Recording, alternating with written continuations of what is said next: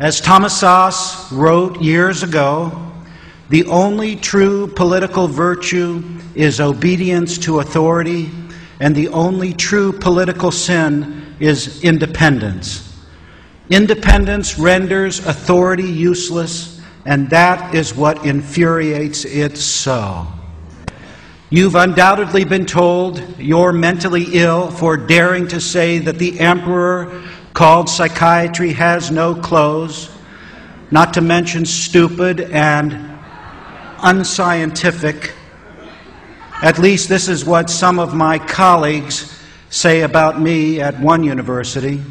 So if this is something that has happened to you, I'm here to say that you're not alone. The controversy regarding the myth of mental illness and psychiatry is not about science or medicine, it's about power. When psychiatrists start agreeing with you, well then perhaps you ought to reconsider your position. Something may be wrong. So I'd like to say a few disobedient things, which is especially true because I was trained as a psychologist, and when a member of the profession criticizes its own, it's considered especially sacrilegious. What do we know that is true, that the cult of psychiatry keeps telling us is false?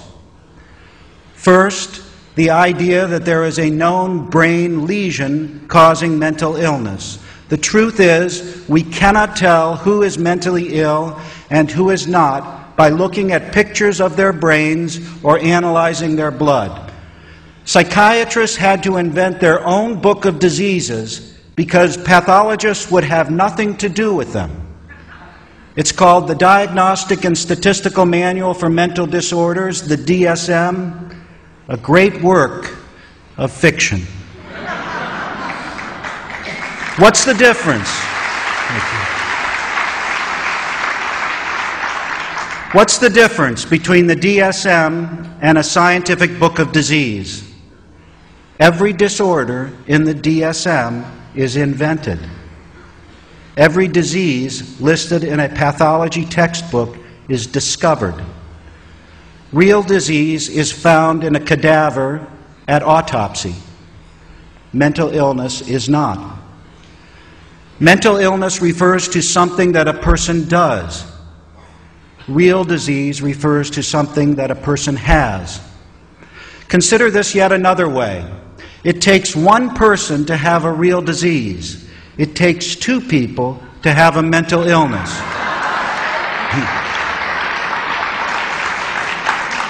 If you're alone on an island, you could develop a real disease like cancer or heart disease, but you cannot develop a mental illness such as hyperactivity or schizophrenia. This is because mental illness is always diagnosed on the basis of some sort of social conflict. When people do something that others find objectionable, they can be diagnosed as mentally ill. If the person doing the diagnosing is more powerful than the person diagnosed, then there is trouble. In this sense, the diagnosis of mental illness is always a weapon. Not so when it comes to diagnosing real disease.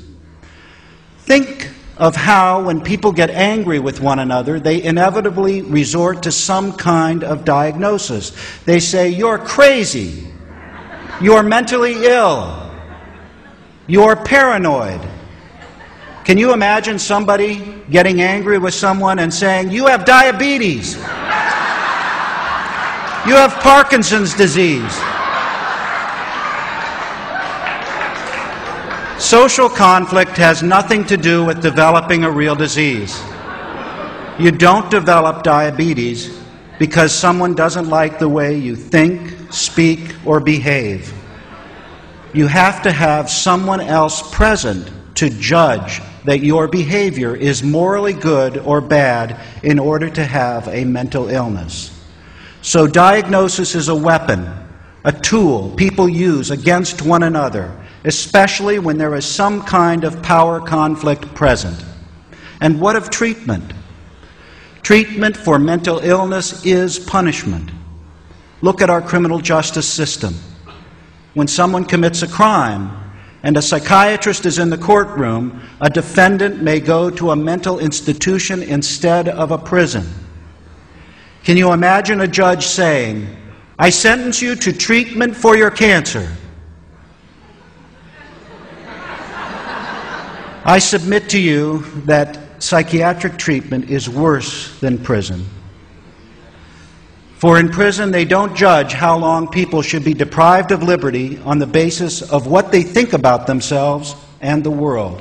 In a mental institution, of course, this is the case. If you don't think about yourself and the world correctly, you'll be punished longer. Psychiatrists love to say that mental illness is a real disease, just like cancer. The analogy between mental illness and real disease is not reciprocal. It doesn't hold both ways. Having cancer is not like being depressed. We don't shock people who have cancer to make them better, especially if they don't want to be shocked. Consider how melanoma, a deadly form of skin cancer, is a disease here as well as in northern India. If you have melanoma, does it cease to exist if you move to another country, another culture? Of course not. If you're wandering the foothills of the Himalayas and meditating for 15 hours a day, you may very well be called a holy man in India.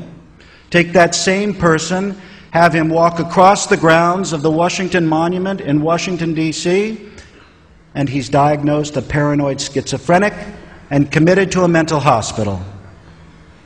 What do you think psychiatrists would do if Jesus were alive today, or Buddha, or Mohammed? Bada bing, right into a mental hospital, injected with drugs to stop their crazy beliefs and speech. Psychiatrists today are the true grand inquisitors. They would crucify the holy men and women of yesterday in an instant. My father was sent from Nazi Germany to America in 1933 when he was about 15 years old. From the time he was sent out of Germany by his family because he was a Jew until his dying day 5 years ago, he had nightmares that the Nazis were persecuting him.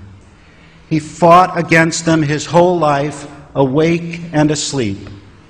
I used to ask him, "Dad, what were people thinking in Germany back then? What were they thinking when they saw the Nazis parading about?" And he used to say, "Nobody took them seriously. Nobody believed they could ever have the power to do what they did. We laughed at them." Now, while I encourage you to laugh in the face of those psychiatrists who argue that 2 + 2 doesn't equal 4, know too that we must also take them seriously, especially when it comes to the harm they have done to people in the name of helping them. For if we do not, history will repeat itself. We are building a resistance to the psychiatric Gestapo. The Citizens Commission on Human Rights is an important partner in the fight for liberty and justice. That is why we are here tonight, and that is why we will be together tomorrow. Thank you.